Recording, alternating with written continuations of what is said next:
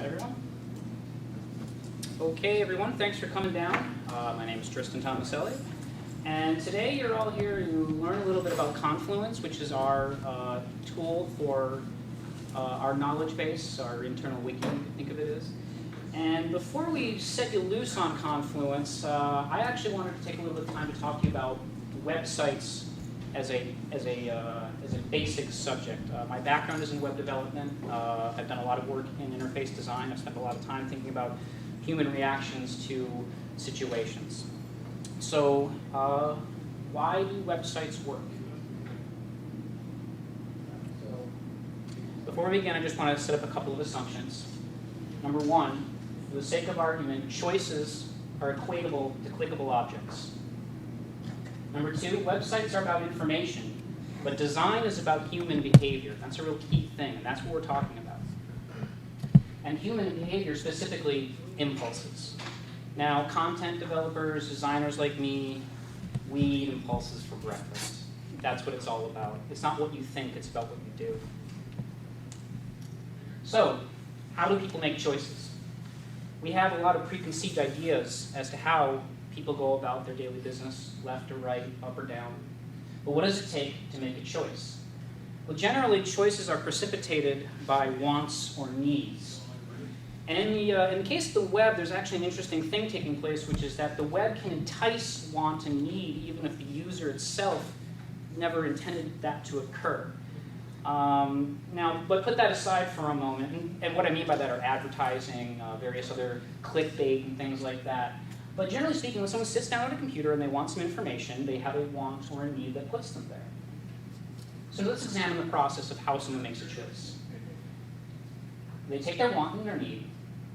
They factor that want or need through a value system like resources, emotion, or perception, and come up with one of various options. And we call this the stable preference model. And it's a common public opinion as to how choices are made, but it's actually not how the data shows humans to react. And smarter people than I have looked into this, one in particular, Dr. Sheena Iyengar of the Columbia Business School of New York. She wanted to know, does the number of choices people have affect their decision and purchasing process? So she set up an experiment in some grocery stores selling jam. She had displays of tables with jam laid out in grocery stores for people to walk past. On table A, she put 6 jars. On table B, she put 24. Now, the first thing she wanted to look at was who stopped and looked as they walked by. 40% of the people who walked by table A stopped and looked at the 6-jar table. 60% of the people who walked by stopped and looked at the table with more jars. Now, you're thinking, yeah, that makes sense. More jars, more people, more not. But who actually bought the jars that they looked at? That's a big difference. Look at that. 30% of the people with fewer choices responded to the choice, whereas 3% of the people that walked by didn't buy anything. That's more money on the left there. So, let's re-examine this. How do people make choices? What they're actually doing is they're taking these value systems, like resources, emotion, perception, and think of all the variations on those things, and they all kind of swim together in a maelstrom. And those value systems are happening in the moment and in the long term. So we take that maelstrom, and we balance that against our wants and needs, and that's how we come up with a choice. And this model is called the multi-attribute model. Now, I've mentioned these models, stable preference model, multi-attribute model, and what this all means is that choice is a balanced, on-the-fly response to environment. And all of this comes under the category choice architecture. And that's the subject I'm essentially here to talk about. And when you're designing a website or any web page or any body of information you're going to share with people, you're putting them through the process of choice architecture, whether you realize it or not. And this is a big deal in intranets and wikis because the choice architecture is not often referred to when people go about the decisions they put into the designing of those pages. Also, I'll just give you a real-world example of choice architecture. How many people here are an organ donor? Stick your hand up if you know for a fact that you're an organ donor. Now, I saw a few of you kind of go and do this. Now, I presented you with a question, but what I actually did was present you with two choices. One was, did you do this thing? And you were like, yes. But then those of you who weren't sure faced a second choice, which was, well, did I, didn't I? Do I want to reflect the truth, or do I want to reflect public opinion? I want to put my hand up because, yeah, I think I did. Well, choice architecture is an interesting thing when you present things in different ways. For example, in Germany, they have, like us, an opt-in program where if you want to be an organ donor, you have to opt into the program. And they have a 12% participation in that. Now, Austria has an opt-out program. You have to actually fill out a form to opt out of the program. And as a result, Austria has a 99.98% participation rate in organ donor. That's how choice architecture works. It's a powerful force, especially when we want to use it on the web. And today we're talking about our intranet.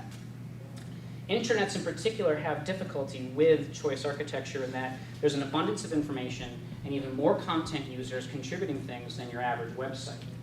So I want you to keep the following 8 points in mind as you add content to Confluence. Think about this question. If I make a button, can they push it? Will they push it? Will they push it again? These are the 3 basic questions to ask yourself when making any web page. Now within each of these items, we can talk about them separately. Number 1, can they push it? We're talking about the environment that they face. When they come to a website, what are they looking at? Too many options leaves them with no choices.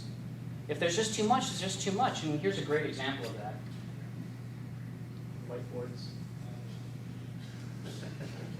So it's a mess. Too many choices, too many options. I have no idea where to click. I have no idea where I want. I'm looking at these pictures. Oops. Go back a bit. I'm looking at these pictures. I don't know. I'm just like, I'm lost. All I came here for was one thing. I'm looking at 7 tabs. I don't know what to do. So that's out. Is it familiar? Do you have to break convention in order to understand the website that you're looking at? Do you have to learn new rules, new ways of negotiating that are presented to you in the ways that was logical to the developer and not to your average user that comes to it? Number 3, do they know how they got here? Information hangs on the bit of information that comes before it. If it's not relevant, if it's not connected to things that we understand, it'll simply get lost. And people will click away to another page, probably Facebook. Trust. Will they push the button? Okay, so you built a website. Now, will they come to it? What makes a person compelled to click on a link? What compels them to make that choice in your favor? You like what you want others to use, see, and understand. And that's the bandwagon effect. That's memes. That's everything that we share and click like on. We want our friends to understand what we understand. We want them to internalize part of what we have in us, whether it's information or an emotion or a picture of a cat.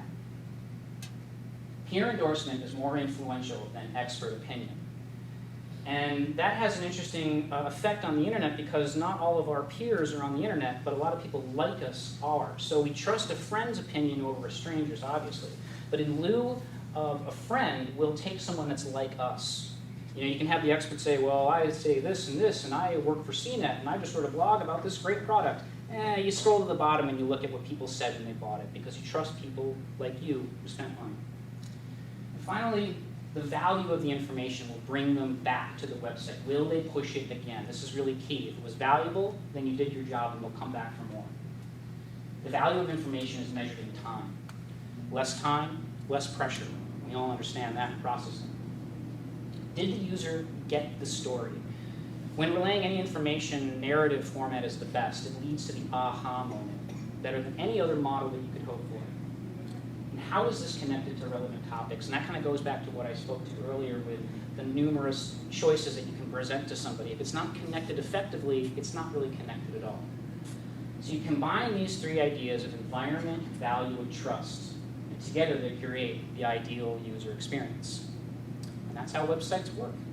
Are there any questions? Okay, well I'm going to turn the podium over to Robin, who's going to tell you a little bit about Confluence itself. Thank you very much.